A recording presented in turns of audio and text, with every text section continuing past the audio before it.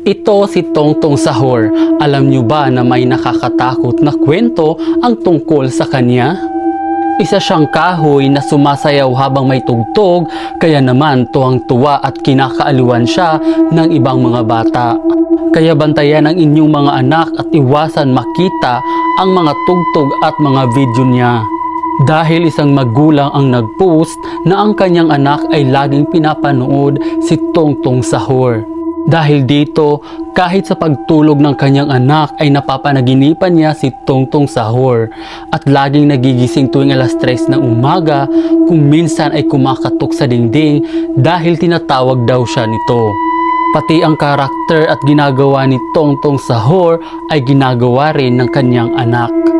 Kaya ngayon alam nyo na hindi maganda sa mga bata ang epekto ng mga cartoons na palabas. Alam nyo ba na kapag tinitigan nyo ang picture na ito within 15 seconds at bigla kayong titingin sa wall o sa pader ng bahay ninyo habang pinipikit-pikit o kinukurap-kurap ang inyong mga mata, ay may makikita kayong kamukha niya.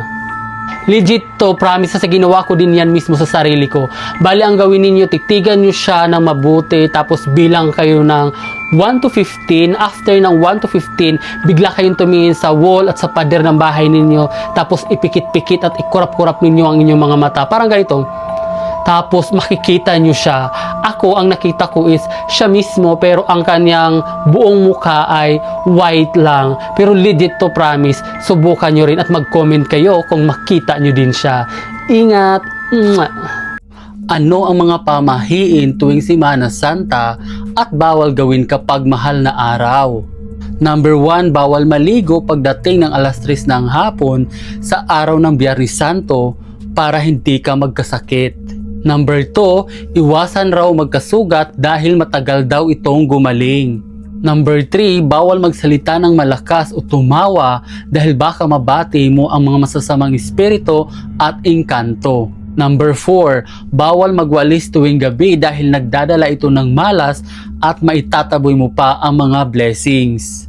Number 5, huwag ka masyadong lumabas kapag araw ng Huwebes at Biyernes Santo. Dahil ang masasamang engkanto ay nagsisilabasan sa araw na ito upang makapanakit ng mga tao. Number 6, bawal mag-ingay gaya ng pagkaraoke, pagbusina o pagtaghoy. Dahil baka maistorbo mo ang mga ligaw na kaluluwa. Number 7, iwasan ang pagkain ng karne lalo na kung ito ay inihaw. Mas makakabuti kung isda o gulay na lang muna ang inyong kainin. Number 8, bawal mag-outing tuwing Semana Santa dahil baka mauwi ito sa aksidente. Mas mabuting hintayin ang linggo ng pagkabuhay ni Hesukristo para walang masamang mangyari sa inyo. Ang lahat ng mga sinabi ko ay pamahiin lang naman ito. Nasa inyo na lang kung maniniwala kayo o hindi, wala namang mawawala sa inyo. Kaya naman, ingat! Pumanaw na ang sikat na singer, aktres na si Pilita Corrales sa edad na 85 years old. Ang pagpanaw ng sikat na Asia's Queen of Songs ay kinumpirma mismo ito ng kanyang apo na aktres.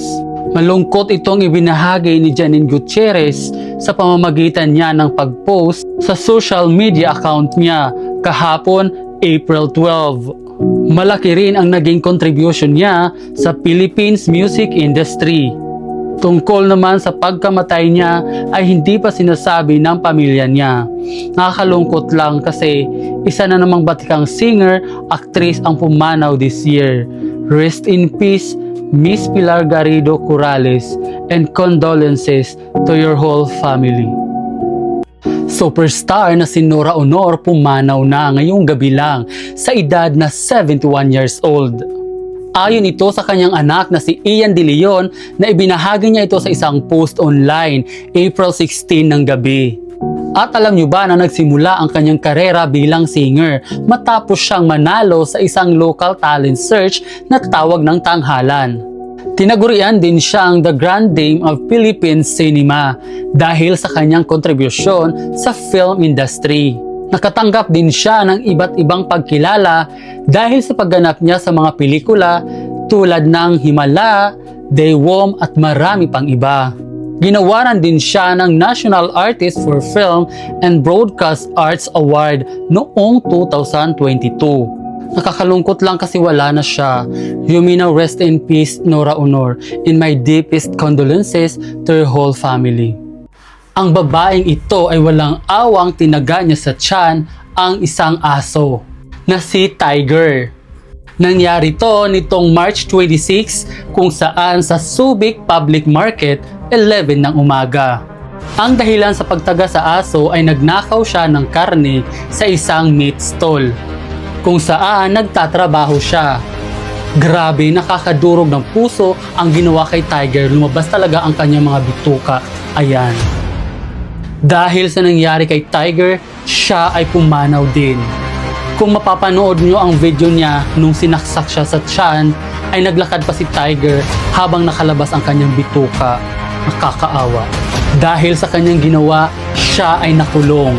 Justice will serve for Tiger. Ito ang eksena kahapon, away sa Antipolo na nauwi sa pamamaril at may nasawi. So makikita sa video na yung lalaking nakaputi ay pinagtutulungan ng dalawang lalaking nakahilmet. Sa tingin ko, ang dahilan ng pag-aaway nila ay gitgitan sa highway na nauwi sa pagtatalo at hanggang sa nagkasakitan na sila. Ang ginawa ng lalaking nakaputi para may pagtanggol ang kanyang sarili ay kinuha niya ang kanyang baril at binaril niya ang dalawang lalaki. Isa ang nasawi samantala ang isa ay nakaligtas.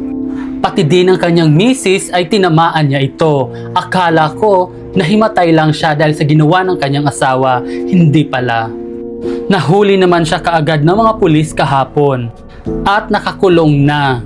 Maging lesson sana ito sa lahat ng mga drivers. Kung may problema, pag-usapan na lang ng maayos. Huwag magpadala sa init ng ulo para hindi mangyari ito.